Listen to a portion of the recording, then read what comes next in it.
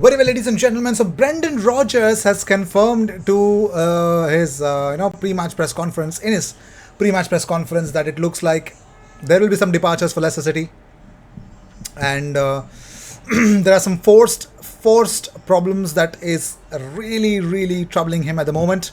We're going to talk about every single thing of that. We're also going to talk about Hector Bellerin trying to force his way out of Arsenal, such that his contract gets terminated rather than Arsenal making some money. We're going to talk about that. We're also going to talk about Aaron Ramsdale. We're going to talk about Lucas Paqueta, Pedro Neto, what's the reality, and more things are coming your way. So stay tuned for that. And if you seek daily Arsenal content, the best place to be. We're going to talk about more in this stuff in this episode, and of course in this channel we talk more about Arsenal. So the first news is about Brendan Rodgers. Well, what happened? Well, in his pre-match press conference, Jason Bourne has actually reported this via TalkSport that Wesley Fofana will not be selected versus Chelsea. James Maddison is a doubt for Chelsea but will be assessed tomorrow. Up to a couple of players need to move on to bring in new signings. So yes, couple of players will move on so that they could bring in new signings. Well, because they have to comply with the financial fair play, so they're stuck at the moment and only departures. So this can make sure that Arsenal can press them for the price tag. So that's really interesting situation to put Leicester City in. Let's see if we could make the best out of this situation or not. This is a very big boost for Arsenal, so that they could force Leicester City to sell Yuri Tielemans for actually a a good price, I'd say. A good price. Moving on, so Hector Bellerin is continuing to reject offers, so that he is actually holding out to join Real Betis.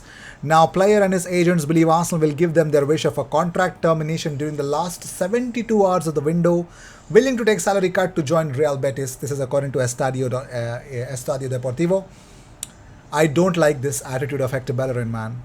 I really don't. If this is true, this is really weird, bizarre. You want to go, right? The best that you could do for Arsenal is, ask Betis to pay up and take me, man. Come on. Look at those Barcelona players, man. I mean, players joining Barcelona, they're paying money from their pocket to join the club, man. If you love in Betis, I'm pretty much sure you got some millions. Pay Arsenal 4 million from your pocket and get that job done, man. Moving on, Ralph Hasenhüttl on Ainsley Maitland-Niles Links says that there are rumors around in the final 6 days, players will come in and players will go out. I don't know who is going out or who is coming in, but I am sure there will be something in each direction. Thanks, genius. Moving on, so Albert Sambi Lokonga, this is a report coming in from AS-Roma-Live.it. They say that Lokonga has been placed on the list of targets to replace the injured Gini Wijnaldum at AS Roma. Well, however, the deal is not very active for now. So he's the one that is thought to be brought in by Jose Mourinho. Let's see whether that will happen or not. Well, Reece Nelson is back in training, confirmed by George Bird. Yes, that is interesting. Very interesting in my point of view. Really fantastic. Well, I would want to see him. I don't know. Still time to send him out on loan. Let's see if his fitness permits that. Moving on, Aaron Ramsdale says, I'm nowhere near where I want to be. It's a constant process in the training ground. We're really working hard. I'm 24 and I've been told that a goalkeeper as a 24-year-old is like an 18 to 19-year-old outfielder. So let's see if Ramsdale is going to bring the best out of him. But moving on, so Ronaldinho speaks about Gabriel Jesus. He says he has been shown the love by the coach and the fans, and already he is repaying that. Well, of course he is. Of course he is, my friend. He is. Gabriel Jesus. Anyway, so let's talk about this weird update now. It looks like, according to Express, Arsenal will not move for Lucas Paqueta in this summer transfer window. Well, West Ham have bid £34 million, and that got rejected by Lyon. I don't think so. Arsenal would want to pay anything more than that, or probably are seeking for his services at the moment. So we move to Pedro Neto. Well, Charles Watts has given an update about what about Jorge Mendes. Is he the guy Like, do we really need to talk about him when we talk about Pedro Neto to Arsenal? He says, as far as I'm aware, I don't think there's been any contact between the two actual clubs. I mean, we know who's going to be sort of key to all this is Jorge Mendes, who's basically, I don't even know how you would describe him in terms of his exact role with Wolves. I mean, he basically brings in all the players that Wolves sign, we know that. He's kind of got that link with them and the owners, and he's also Pedro Neto's agent. Now, he might well be influential in this if something is to happen, but again, you are looking way into the future in terms of if that will happen.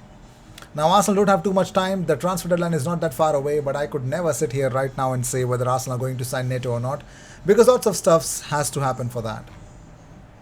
Well, I believe that. But former Arsenal defender Matthew Upson has urged Arsenal to sign Pedro Neto. He says, I think for them it's more about tidying up the squad. Whether or not it will be Pepe going out, possibly. If that might happen, then I know there is interest in Neto from Wolves. I'm a big fan of Neto's. I think he would be a great addition to the squad. It's more about tidying up the squad. I'm pretty much sure Mikel Arteta is quite happy with what he has to work with until January. And there might be maybe one or two if they slot into the space. Will they? That's the big question. That's a very big question. Now about Yuri Tielemans. Well, it looks like Owen Hargreaves has advised Arsenal to sign two midfielders this summer. He says, you think about now with Ben White, Gabriel Ramsdale, there's a base there that they can build on. Interestingly, for Mikel and Edu, two good central midfield players, the weakest part of the team is probably there. And I think that's where they've got room to improve. They got really good pieces of the puzzle, but you could invest big on a guy there to carry you to take the next step. I think they're really close, but one guy could make a real difference is in that central midfield area. And those two guys are going to know that better than anyone. Very well. So two midfielders, man. Can't even bloody sign one at the moment. Moving on, so let's talk about Gabriel Martinelli. Well, Martinelli has admitted that he's actually molding his game on Thierry Henry. He says, I've met him before, he's a nice guy. On the pitch, he was unbelievable, a legend for the club and the Premier League. For me, he's the best of all time in the Premier League, an unbelievable player. Yeah, of course, I think everyone does try to mold their game to his. He was an amazing player. Everyone looks up to him. That one against Tottenham for sure. That's my favorite Henry goal. The one where he does that knee slide. Well, Dean Jones strikes again. First speaking about Yuri Tielemans to Arsenal. Now about Yeremy Pino. It looks like, according to him, Yeremy Pino would be really happy to join Arsenal. He says they're still on the case of Yeremy Pino, who scored in a win at the weekend for Villarreal.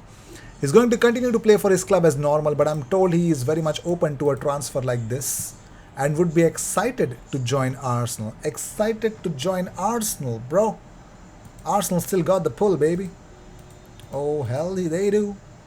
They still have the bloody pull. So with this, I'd like to end this episode. Thank you so much for tuning in. If you seek daily Arsenal content, the best place to be, consider subscribing. I will see you in the next one. Cheers.